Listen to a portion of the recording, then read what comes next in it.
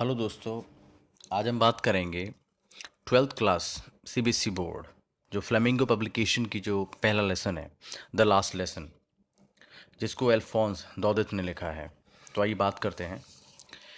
अल्फोंस दौदत ने, जो कि एक फ्रेंच नॉवलिस्ट हैं और शॉर्ट स्टोरी राइटर भी हैं, उन्होंने द लास्ट लेसन जब लिखा, इसको सेट किया था फ्रैंको प्रूशियन वॉर के समय में, जो 1870 और 71 के बीच में लड़ी गई थी।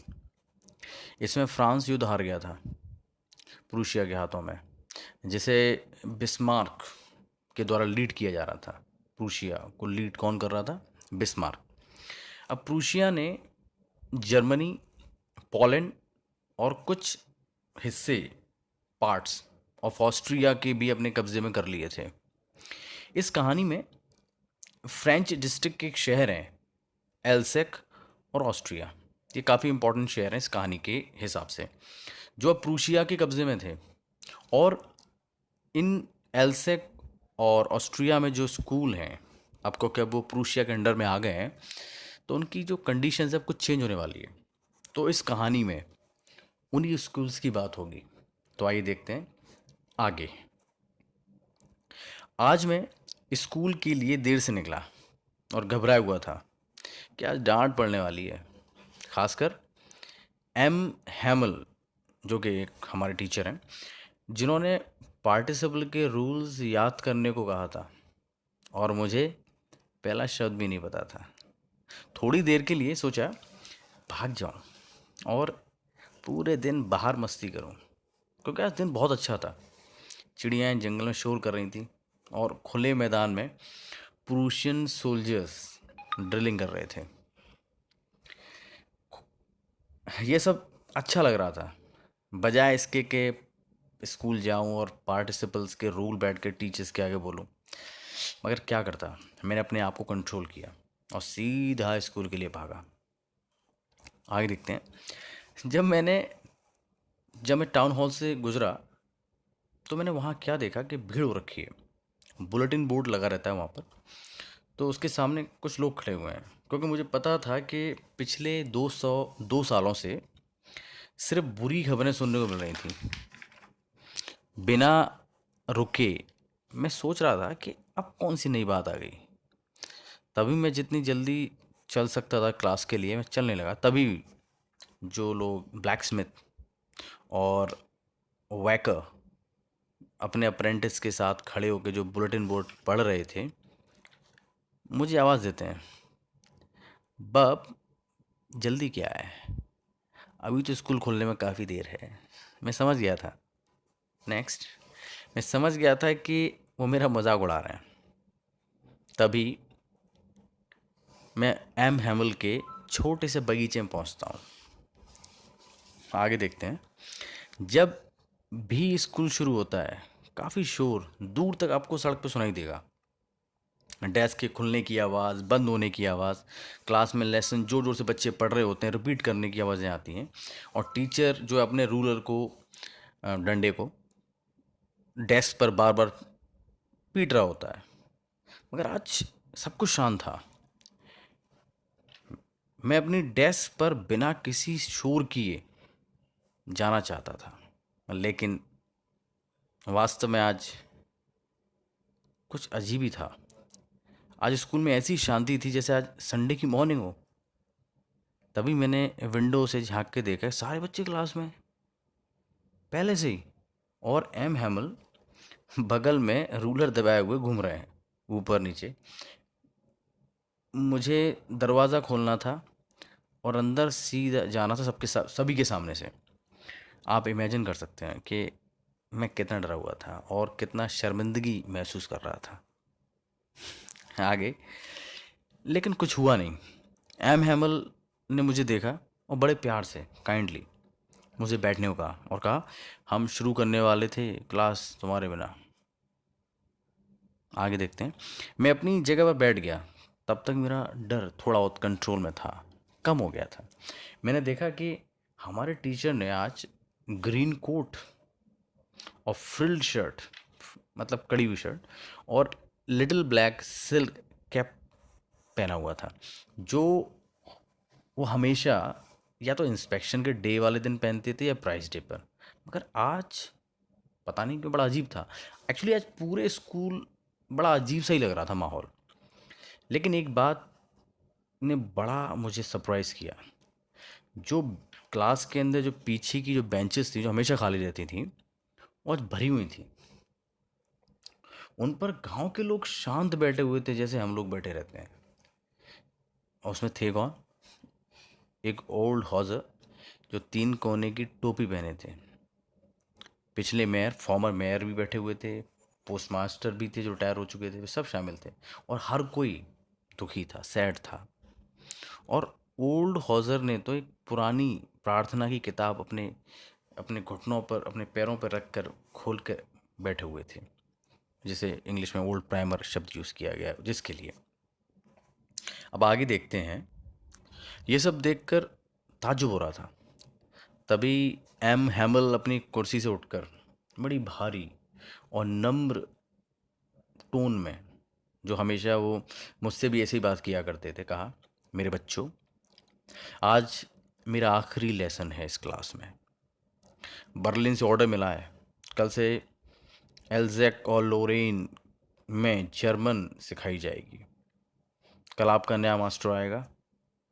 आज आपका फ्रेंच में लास्ट लेसन है।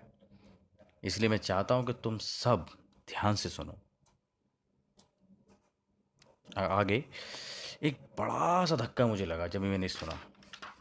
अब मैं समझ आ गया था कि टाउन हॉल में बुलेटिन बोर्ड पर जो भीड़ हो रखी थी, आज वहाँ क्या मैसेज लिखा हुआ था। आगे, माई लास्ट फ्रेंच लेसन। क्यों? मैं तो अभी लिखना भी नहीं जानता था, कभी सीखा ही नहीं। आज मुझे बुरा लग रहा था कि मैं अपने लेसन्स नहीं सीख रहा था।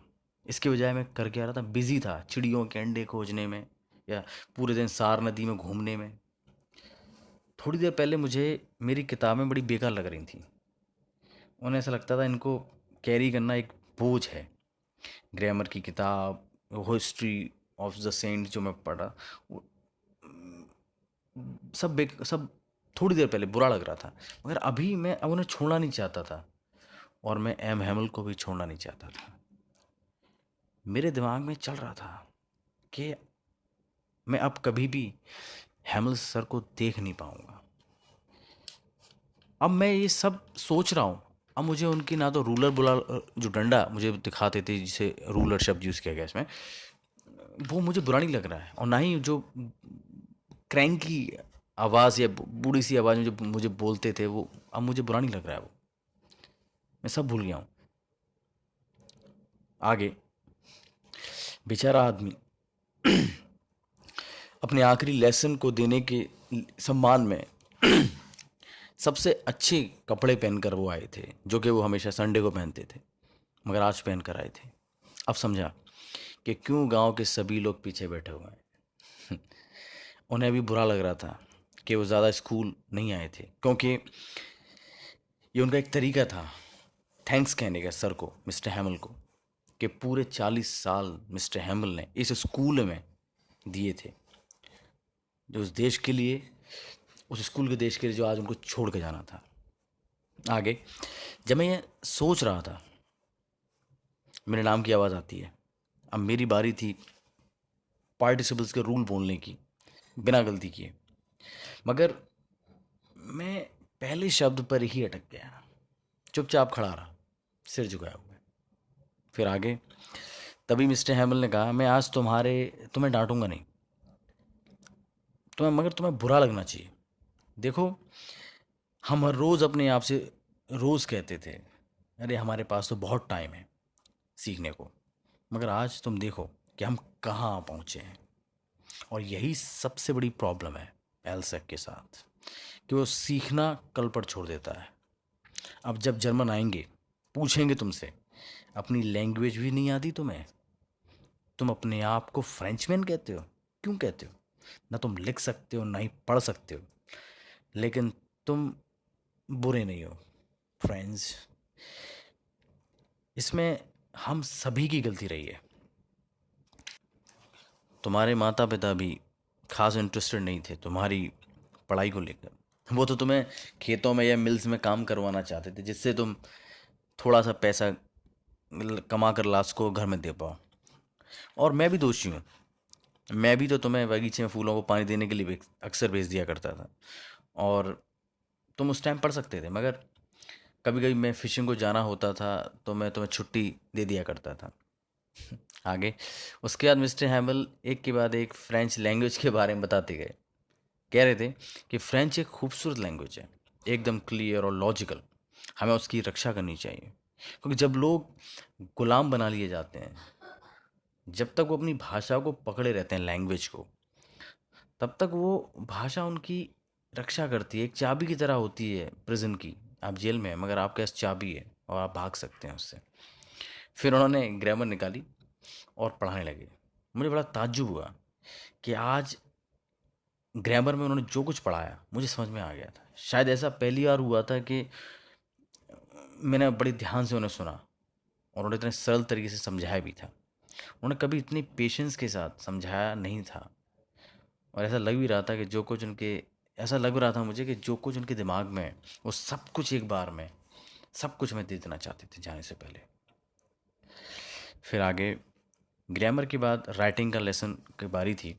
उस दिन मिस्टर एम हैमल के पास हमारे लिए नई कॉपियाँ थीं, जिन पर उन्होंने बहुत ही ब्यूटीफुल राउंड हेड में फ्रांस एल्सेस लिखा हुआ था। ऐसा लग रहा था जैसे छोटे छोटे फ्लैग्स जो हैं पूरी क्लास में हर जगह तैर रहे हों। तुम्हें देखना चाहिए था। हर कोई काम में बिजी था क्लास में। बहुत शांति थी। सिर्फ पेपर पर पेन के चलने की आवाज़ आ रही थी। तभी एक बट बीटल जो था क्लास में उड़ता हुआ आया, मगर उस पर किसी का ध्यान नहीं किया, छोटे बच्चों का भी नहीं, जो हर वक्त फिश हुक लेके उसके पीछे भागते थे पकड़ने के लिए। आज वो भी ध्यान नहीं दे रहे हैं उस पर। छत पर पिजन जो थे, कबूतर, धीमे धीमे कू कर रहे थे। तभी मैं सोचने लगा कि जब जर्मन आएंगे तो क्या वो इन पिजन्स को भी जर्मन में कू करना सिखाएंगे। आगे जब कभी मैं लिखते हुए ऊपर देखता था तो देखता कि मिस्टर हैमल जो थे, एम हैमल, शांत बैठे हुए थे अपनी कुर्सी पर। पहले एक चीज़ को घूरते, फिर दूसरी को। ऐसा लग रहा था जैसे कि वो अपने दिमाग में क्लास की हर चीज़ को फिक्स कर लेना चाहते हो जाने से पहले कि वो कैसी दिखती है।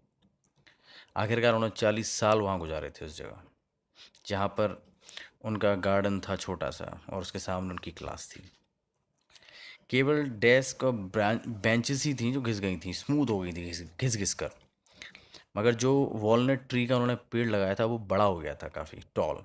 और जो हॉप वाइन उन्होंने लगाई थी खुद अपने हाथों से, वो खिड़की से होती हुई छत तक पहुंच गई थी। कितना दिल टूट रहा होगा कि अब वो सब कुछ यहीं छोड़ कर जाएंगे। उनकी बहन छत पर कमरे पर वो अपने ट्रंक बक्से पैक कर रही थी क्योंकि उन्हें कल जाना था।